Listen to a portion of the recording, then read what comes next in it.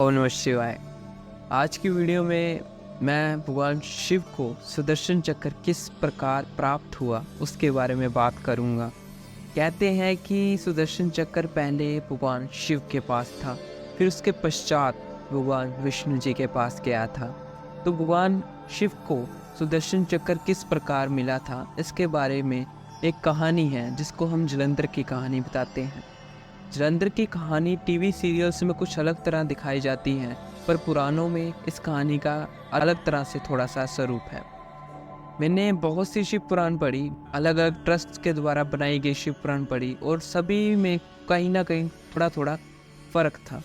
पर आज मैं आपको जो मेरे पास शिव पुराण है, जो मेरे घर में पड़ी हुई शिव पुराण है, उस शिव पुराण में जो कहानी बताई गई है उसके बारे में आपको बताऊंगा।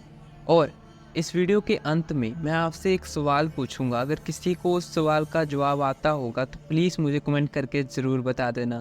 थोड़ी सी कन्फ्यूज़न थी कि मैं चाहूँगा कि आप मुझे, कोई भी ज्ञानी हो तो मुझे क्लियर कर दो मेरी उस कन्फ्यूज़न को।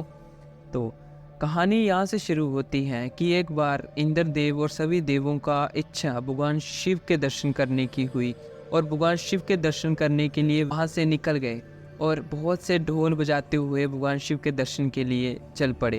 भगवान शिव को इस बात का पता लग गया और उन्होंने एक ऐसी लीला की कि अपना एक बहुत ही भयानक सा स्वरूप बनाया और इंद्र की नगरी में आ गए। और नगरी में आने के पश्चात इंद्र ने जब उनसे पूछा कि तुम कौन हो और तुम मुझे शिव के गण प्रतीत होते हो, तो भगवान शिव ने उनका कोई जवाब नहीं दिया। और जब इंद्रदेव ने ये पूछा कि भगवान शिव कहाँ हैं, तो वह चुप खड़े रहे। इंद्रदेव ने ये चीज़ के बारे में 5-6 बारी पूछा तो उन्होंने कोई जवाब नहीं दिया। तो फिर इंद्रदेव बहुत क्रोधित हुए। क्रोधित होने के पश्चात इंद्रदेव ने उनको बहुत बुरा भला कहा। उन्होंने कहा, हे मूर्ख, तुम भूत है क्या जो यहाँ पर चुपचाप खड़ा हुआ है, जवाब क्यों नहीं दे रहा? और भी बहुत सी चीज़ें देखी। इंद्रदेव ने गुस्से में आकर अपना वज्र से भगवान शिव के ऊपर हमला कर दिया। हमला करने पर भगवान शिव का तेज इतना ज़्यादा हो गया कि वो संभाला नहीं जा रहा था। उस तेज से बहुत से लोगों को परेशानी होने लग गई। इसी के साथ उन तीसरे नेत्र से बहुत ज़्यादा शक्तिशाली तेज निकलने लग गया। इस चीज़ को देखकर सभी भयभीत हो गए। फिर बृहस्पति ने सदाशिव के स्मरण किया। स्मरण करने के पश्चात उसको पता लगा कि जो उनके सामने व्यक्ति है वही असलियत में भगवान शिव हैं। फिर बृहस्पति ने यह चीज़ सभी को बताई और भगवान शिव से क्षमा मांगने को कहा। जब सभी ने भगवान शिव से क्षमा मांग ली तो भगवान शिव का गुस्सा शांत हो गया, पर उनका जो तेज था वो कम नहीं हो रहा था। तो सभी ने ये कहा कि इस तेज को आप किसी और जगह पर भेज दें। फिर उसके पश्चात भगवान शिव ने अपने तेज को एक समुंदर में फेंक दिया था। समुंदर में फेंकने के पश्चात वहाँ से जलंधर की उत्पत्ति हुई। जलंधर के बारे में हम सभी को पता है कि जलंधर किस प्रकार आया था, उसकी मैंने थोड़ी सी कहानी बता दी है। फिर उसके पश्चात क्या हुआ कि जलंधर बड़ा हुआ, उसकी पत्नी के साथ उसका विवाह हुआ और वह दैत्यों का राजा बन गया। फिर इसके पश्चात जब एक दिन राहु अपना कटा हुआ सिर लेकर जलंधर की नगरी में आया तो जलंधर ने शुक्र से पूछा कि ये कौन है और इसका सर कैसे कटा। तो शुक्र ने बताते हुए कहा कि जब समुद्र मंथन हो रहा था उस समय समुद्र मंथन में से अमृत निकला था जो कि सभी देवताओं ने ले लिया था, और राहु देवता का स्वरूप बनाकर उनके पास गया और थोड़ा सा अमृत पी लिया। जब विष्णु जी को इस बात का पता लगा तो उन्होंने अपने चक्कर से उसका सर धड़ से अलग कर दिया। तो इस प्रकार ये कहानी हुई थी।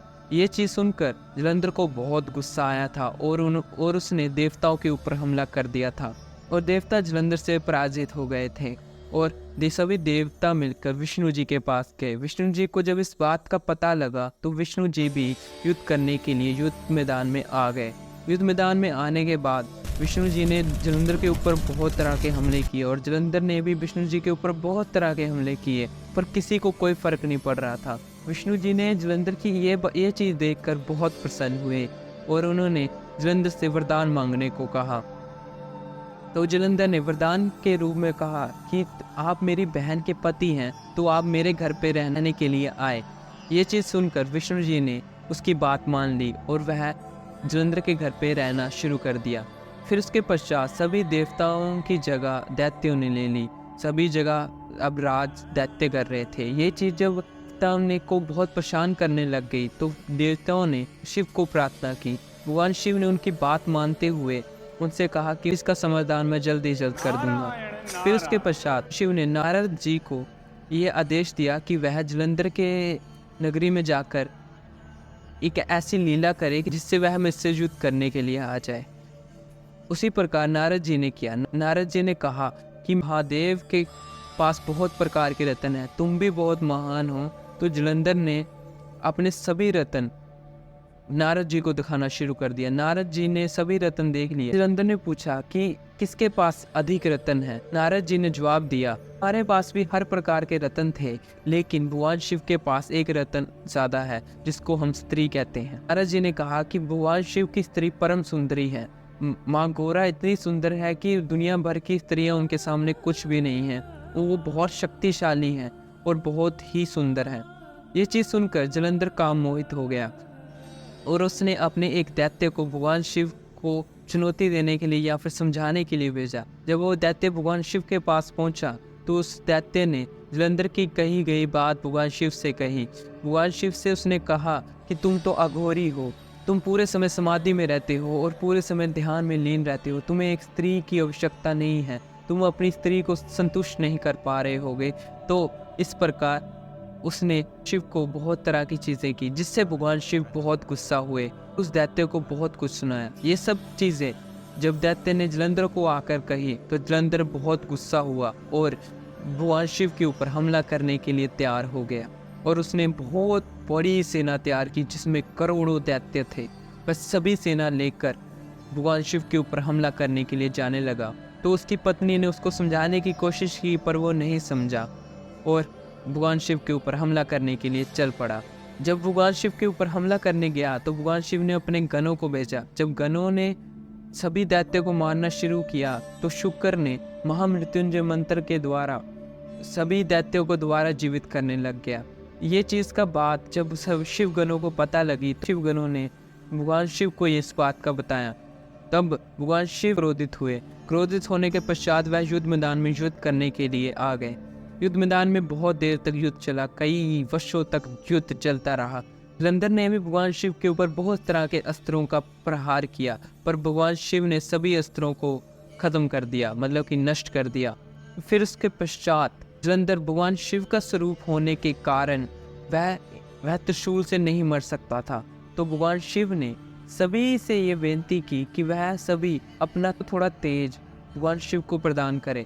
सभी देवताओं ने वैसा ही किया, अपना तेज भगवान शिव को दिया और भगवान शिव ने भी अपना तेज मिलाकर एक ऐसे अस्त्र को बनाया जिसको आज हम सुदर्शन चक्र कहते हैं। सुदर्शन चक्र की उत्पत्ति कुछ इस प्रकार हुई थी। फिर भगवान शिव ने जब सुदर्शन चक्र बनाया तो कहते हैं कि सुदर्शन चक्र इतना प्रकाशवान था कि उसके अंदर करोड़ों सूर्य की रोशनी थी और बहुत ज़्यादा शक्तिशाली था। सुदर्शन चक्र के द्वारा भगवान शिव ने जालंधर को पराजित कर दिया, मतलब कि जालंधर को मार दिया और फिर दोबारा से सभी जगह शांति फैला दी। सभी देवताओं को उनकी जगह वापस मिल गई और सभी कुछ शांत हो गया। इस प्रकार भगवान विष्णु को सुदर्शन चक्र मिला और भगवान शिव ने सुदर्शन चक्र प्राप्त किया। ये कहानी मैंने सुनी है, शिव पुराणों में पढ़ी है। ये मेरे पास अभी भी शिव पुराण पढ़ी हुई हैं। इसमें मैंने ये कहानी के बारे में सुना है और देखा, जो मैंने पढ़ा वो मैंने आपको बता दिया। पर इसमें मेरा प्रश्न ये है कि जब भगवान शिव को सुदर्शन चक्र जालंधर के समय लड़ते समय मिला तो उससे पहले जब समुद्र मंथन हुआ था तो समुद्र मंथन के समय जो सुदर्शन चक्र का इस्तेमाल जो विष्णु भगवान ने किया था राहु का सर काटने के लिए, वो सुदर्शन चक्र कहाँ से आया? इस चीज़ की मुझे थोड़ी सी कन्फ्यूज़न रह गई जो मैं क्लियर नहीं कर पाया। अगर मेरे व्यूअर्स में से किसी को इस चीज़ के बारे में कुछ भी पता है तो कृपया मुझे कमेंट सेक्शन में जाकर ज़रूर बताइएगा। और इसी प्रकार आज की वीडियो ख़त्म होती है, मतलब कि मैंने सब बता दिया है कि किस प्रकार भगवान शिव को सुदर्शन चक्र मिला। और 12 बजे इस वीडियो को रिकॉर्ड कर रहा हूँ 1 जनवरी को। आप सभी को हैप्पी न्यू ईयर। और आशा करता हूँ कि जिसने भी वीडियो देखी होगी उसको कुछ सीखने को मिला होगा। और मेरा इस साल का पहली वीडियो है, तो प्लीज़ वीडियो में अपना सपोर्ट दिखाइए और कमेंट सेक्शन में एक अच्छा सा कमेंट करके ज़रूर जाइएगा। और मिलते हैं गाइस अगली वीडियो में। ओम नमः शिवाय।